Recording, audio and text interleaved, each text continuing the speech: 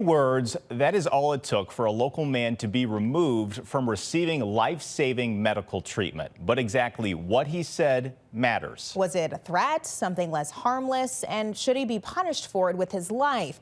Tonight, Chief Investigative Reporter Lauren Traeger is looking into the consequences of your words.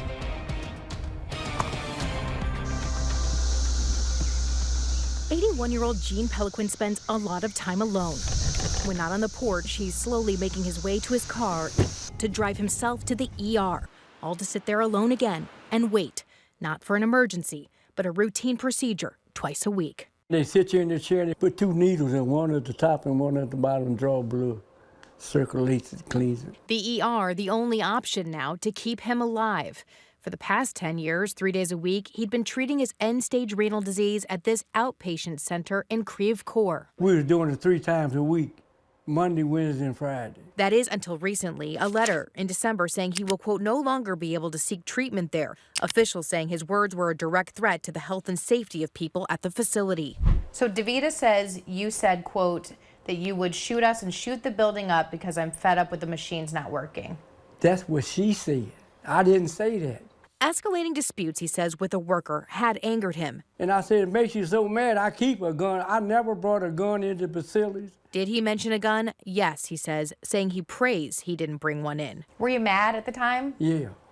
Did you intend to harm anybody? No, hey, you can check my record. I'm 81 years old, record clean as bean. I ain't even had a ticket in 60-something years. A speeding ticket. They can check all of that. I ain't got no kind of record. But with that now on his record, Gene can no longer get care. Not here, not at any DeVita location. You can't find anywhere for him to go. Nowhere. And his daughter says with it in his medical records, other companies are rejecting him too. Lord, what has happened? You know, because it's like, you know, what are you going to do? You know that with dialysis, especially if you have to have it. Without it, you're not going to live more than a month. Though he'd never hurt anyone, she says she's taken his gun away as a precaution.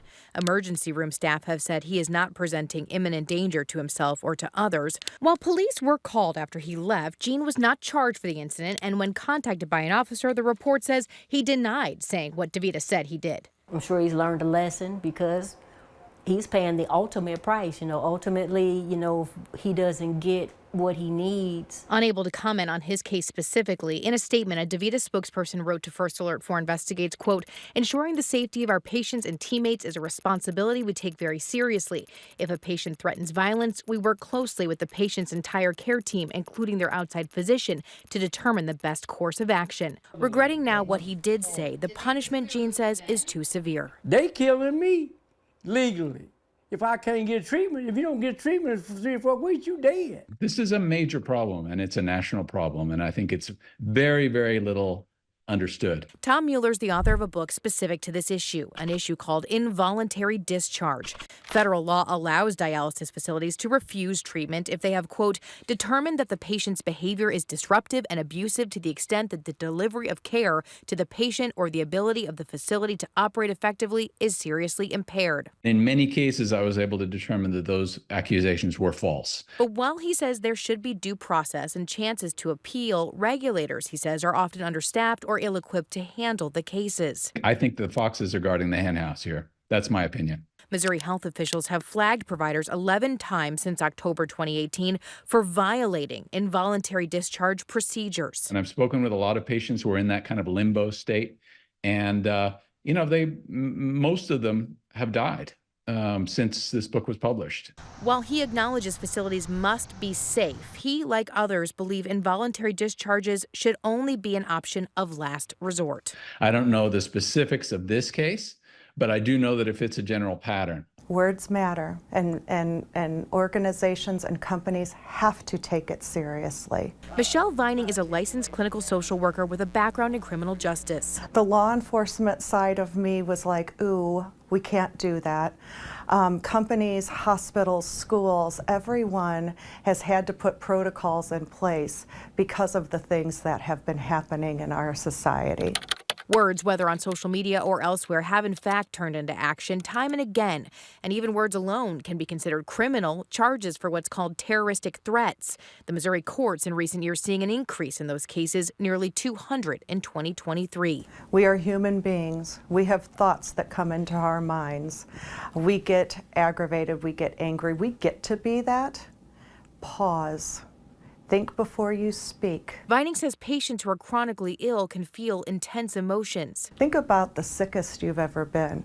You're not on top of your game. You simply are not.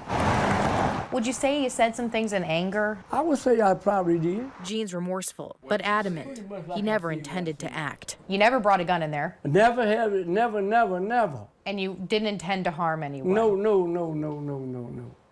And still ain't. DeVita says cases like this are extremely rare and involve fewer than 0.001% of our patients each year. Still, his words carrying real consequences. Instead of getting dialysis 3 times a week, he'll wait hours on end in the ER, going less often than needed, and starting, Wanda says, to decline. So it's kind of scary to think that you're going to lose a parent.